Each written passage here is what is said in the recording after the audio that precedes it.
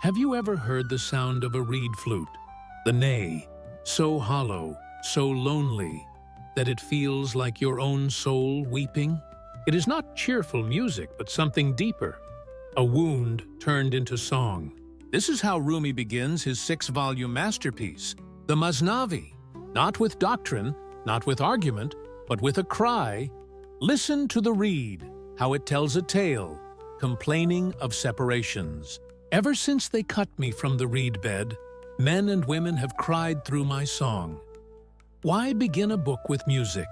Why begin with longing? Because for Rumi, longing is the beginning of every journey. Without the ache of separation, there is no movement, no transformation, no return. The reed's lament is not just poetry. It is a mirror of the human condition, then and now. Vishnau, which means listen.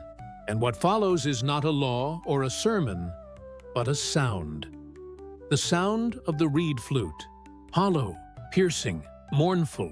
The reed cries of its separation. It has been cut from the reed bed, emptied, wounded, and only now does it sing.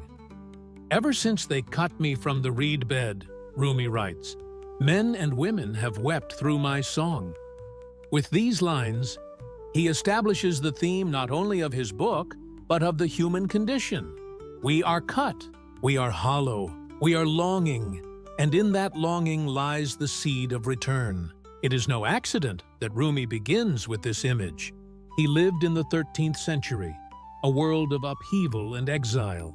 Born in Balkh, in present-day Afghanistan, he fled with his family as Mongol armies advanced across Central Asia, eventually settling in Konya in Anatolia. There, he rose as a respected jurist and theologian, a scholar of Islamic law whose reputation drew students and followers. But in 1244, he met Shams of Tabriz, a wandering dervish whose presence overturned his life. The jurist became a lover. The sober scholar became a poet. When Shams disappeared, Rumi turned to verse, music, and dance, to express a love that could not be contained in commentary. Out of that rupture came not just the ghazals that made him famous in the West centuries later, but also the Masnavi, a 6-volume ocean of stories, parables, and spiritual instruction. And from the very first lines, he chose to begin not with law, but with longing.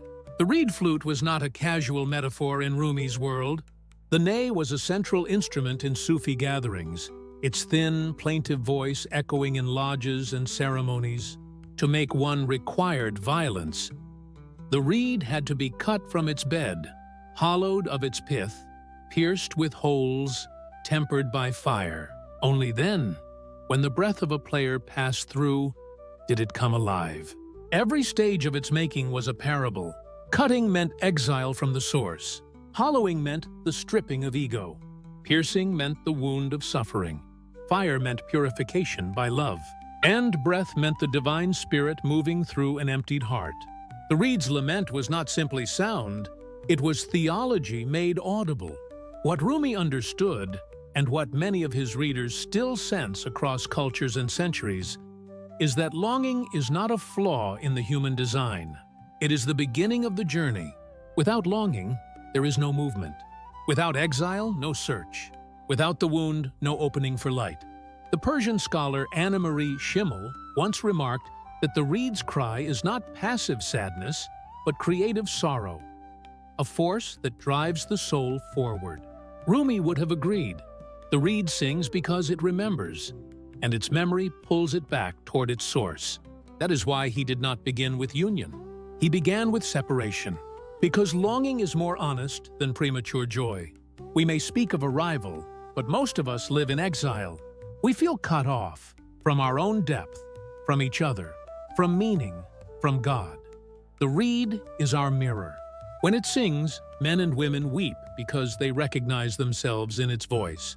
And yet, there is more here than lament. The sound of the neigh is not only sorrowful, it is strangely sweet. In its very sadness, there is beauty. Rumi knew that longing is not sterile. It produces song. It produces poetry. It produces dance. The dervishes who whirl to the sound of the neigh are not merely mourning separation, they are turning exile into music.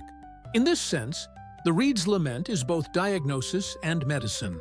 It names our condition, but it also heals by transforming silence into resonance. What makes the metaphor enduring is its universality. Every tradition knows exile.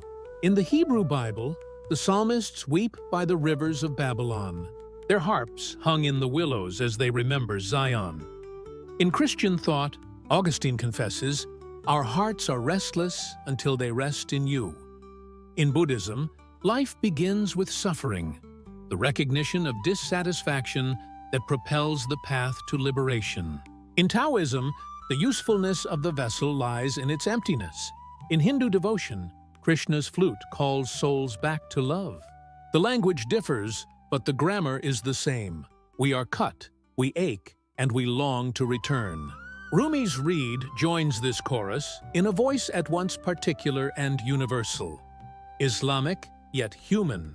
Modern psychology has its own ways of naming the reed's cry. Loneliness research has shown what mystics intuited, that disconnection is not only painful, but deadly. A meta-analysis of studies involving over 300,000 people found that social isolation increases the risk of early death by 26%. In 2023, the World Health Organization called loneliness a global public health concern. Neuroscience shows that music expressing sadness can bring paradoxical pleasure, comforting listeners by making them feel understood.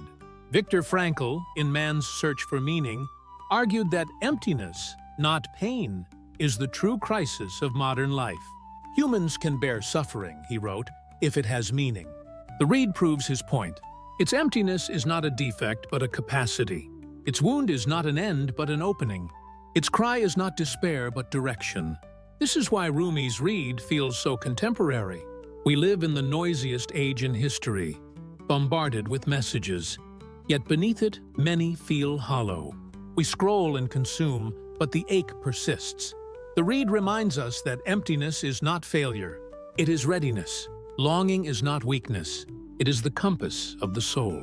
The question is whether we will silence that longing with distractions or let it sing us back to our source. It is important to note, too, that the reed's music is relational.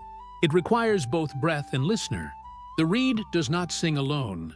It resonates in community. This is why the Sufis begin their ceremonies with its sound.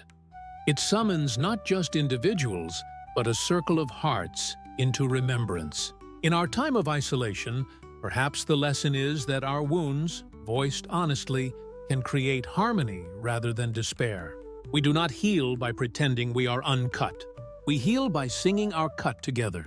Critics sometimes worry that mystics like Rumi romanticize suffering. But the reed is not glorification of harm. It is transfiguration of harm. The cutting is not praised for its own sake.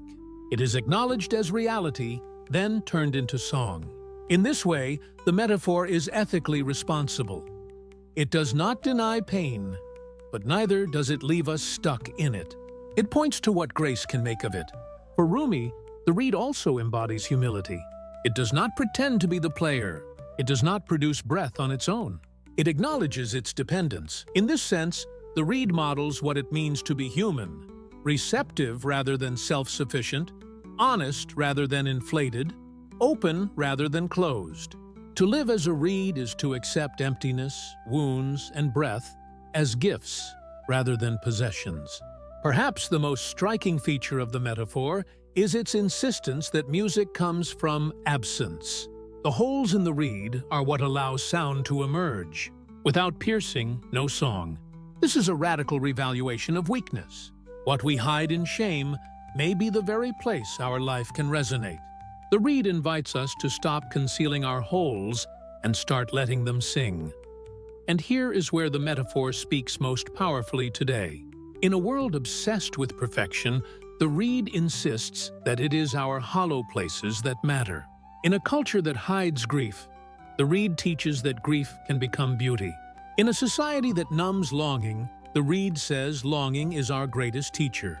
To listen to the reed is to learn how to be human. The Masnavi will go on for 6 volumes, spinning tales of prophets and tricksters, lovers and kings, parables and prayers. But Rumi sets the tone at the beginning. Do not approach this book as a student of law. Approach it as a listener of music. Bring your wounds, bring your emptiness, bring your longing. That is where the teaching begins. The closing lesson is simple, but it is one we resist. Listen. Listen to the reed. Listen to your own longing. In its cry, you may hear your own story echoed. In its hollowness, you may see your own capacity. And in the breath moving through it, you may sense the presence of the beloved, nearer than breath itself. What you seek, Rumi reminds us, is seeking you. The reed's lament is proof. We would not long if there were not something to long for. We would not ache if there were not a home. We would not sing if there were not a listener. So the reed sings still. It sings in lodges in Kenya, in recordings played across the world, in the poetry that fills libraries and feeds hungry souls. But most of all, it sings in us, in our emptiness, in our wounds, in our longing. To listen to it is to remember. To remember is to turn, and to turn is already to begin the journey home.